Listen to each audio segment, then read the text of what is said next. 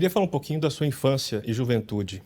Olha, eu nasci em Taquaritinga e eu já nasci filho de prefeito. Meu pai foi prefeito 4 vezes. E eu achei muito bom ser filho de prefeito. Primeiro porque você entrava de graça no campo de futebol, no circo, no cinema. E depois porque a cidade tinha 10 mil habitantes. Quando você andava demais pela cidade e se perdia, eles sabiam quem você era e Quem você levavam era? para casa. Então facilitava a vida dos meus pais e a minha. Eu digo isso porque eu acho engraçado trabalhar com filhos de donos de jornal que falam, você é filho de um Mesquita, é muito pesado, dizia o Julinho Mesquita, meu amigo Júlio César. Eu dizia, quer trocar? Troca, mas eu quero as ações também do Estadão e você vai ficar à vontade como filho de um prefeito de Taquaritinga quase anônimo e eu quero sofrer a vida de um Mesquita. Eles nunca trocam, né? Mas voltando a Taquaritinga, eu aprendi muito com o meu pai, que foi 4 vezes prefeito, porque ele também foi várias vezes derrotado com o candidato que apoiava. Então eu aprendi que a vitória é passageira, que o poder é transitório, que você perde e ganha. E aí fui treinado para não bancar o príncipe, né? Porque a vaidade é um dos problemas graves aí dos jornalistas. O jornalista se acha realmente um personagem, uma personalidade. E não é. Nós não somos o quarto poder, nunca fomos, Por que você acha que não é? porque o jornalismo nunca impediu a vitória de algum candidato, por exemplo. Por exemplo, o jornalismo profissional começou nos anos 50, 60. Anos 60, com o surgimento da editora Abril, lançou a revista Realidade e a Veja, e você pôde trabalhar como jornalista só. Não havia necessidade de um segundo emprego. E com o Jornal da Tarde, o surgimento do Jornal da Tarde e a profissionalização do Jornal do Brasil no Rio. Essas publicações permitiram, repito, que você vivesse a tua vida como jornalista. Carlos Drummond de Andrade, que foi secretário de redação, era também funcionário do Ministério da Cultura. Então é muito recente o jornalismo independente. Agora já não é, voltou a ser partidário. O Estadão, por exemplo, ele era o jornal do Partido Republicano, paulista, no começo do século. E agora é o jornal da oposição, um dos, engajado. A Folha não era nada. E agora, depois das diretas, teve maior importância, agora é um jornal que tem uma pauta única, derrubar o governo. Então, nesse ponto, ela não seria um postulante ao quarto poder? A imprensa não estaria Não, postulando porque isso? aí vou voltar então à minha tese. Você nunca, se a imprensa decidisse eleições, o Brizola não seria governador do Rio, porque a Globo era contra. O Lula não teria sido eleito, porque a imprensa foi contra. O Bolsonaro não seria presidente, porque, segundo o Datafolha, o presidente é qualquer um que disputou com ele o segundo turno. No caso, Haddad. As pesquisas dizem isso.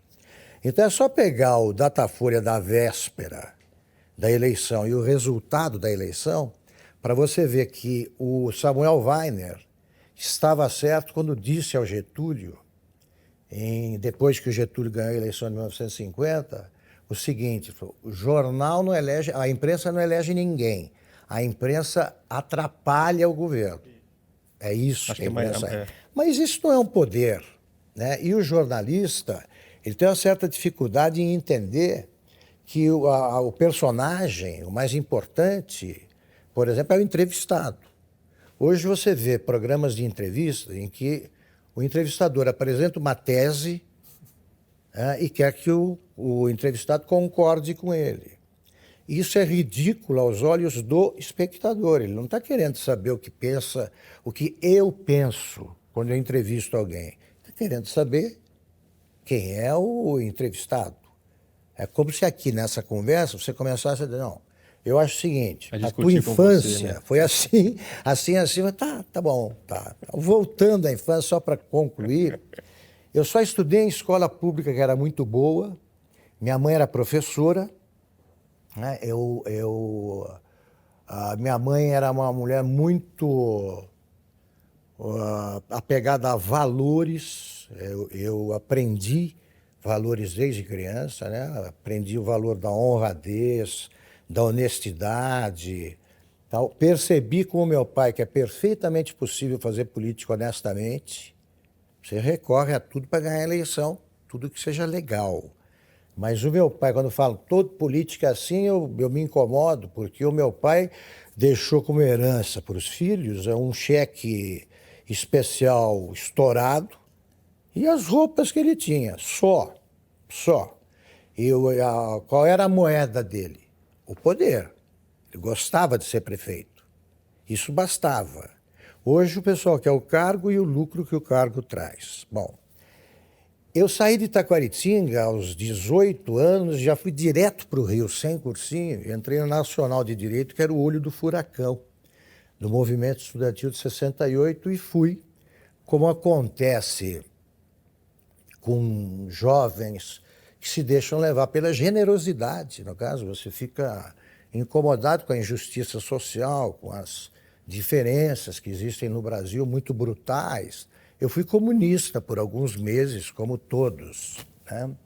E percebi que... Por uns meses. Alguma coisa estava errada. Primeiro, porque eles só faziam reunião no Rio de Janeiro no fim de semana, que era quando eu queria ir à praia, né? Como todo cara de 18, 19 anos. Segundo, porque quando terminou o cursinho de comunismo, que era ministrado por uma mulher que depois ficou minha amiga e morreu, a Maria Augusta, que está entre os... É a mulher que aparece entre os presos trocados pelo embaixador dos Estados Unidos, Maria Augusta Carneiro Ribeiro. Terminou o curso, ela virou para a gente e falou assim, agora vocês não contam para ninguém que vocês são comunistas. Eu falei, mas por quê? Não é bom? Né? Com a minha ingenuidade. Ela disse, não é bom, mas o brasileiro ainda não entende. Quer dizer, você tinha aprendido o que fazer para o povo, mas o povo não podia saber porque era tão bom que o povo não entendia direito. Eu confio na inteligência do povo, que é uma sabedoria subjacente, né? O povo, por mais mal formado que seja, ele tem um instinto, ele sim, que faz com que erra às vezes, então, mas ele procure o melhor. O povo erra muito, mas não reincide. Reincide raramente. Mas a urna pune, ele sabe fazer isso. E eu tinha aprendido isso em Taquaritinga, ganhando e perdendo.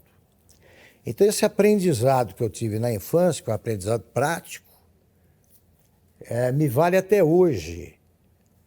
Participei de comícios, depois, vale até hoje para a minha profissão, sobretudo para o meu raciocínio político, porque o que acontece numa cidade pequena a cidade pequena é um microcosmo do país. Não é diferente o modo de agir dos vereadores, não é tão diferente do comportamento dos deputados.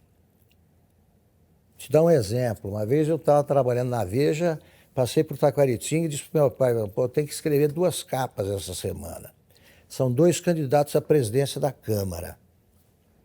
Djalma Marinho, da oposição, e Nelson Marquesan, que era o candidato dos militares. Aí meu pai falou, quem é o candidato do governo? Eu falei, o Nelson Marquesan. Ele falou, escreve só esse aí. Eu falei, por quê? Porque é como eleição na Câmara de Vereadores, você acha que eu vou perder? Eu chamo o vereador e digo, olha, aquela indicação tua lá, a professora que você indicou, tá difícil. Tem como trocar esses favores. Eu cheguei ao Palácio do Planalto, estava o Heitor Aquino ao telefone dizendo o seguinte para o deputado, olha, deputado, aquela concessão pode não sair. Eu escrevi só a capa do Nelson Marquesan.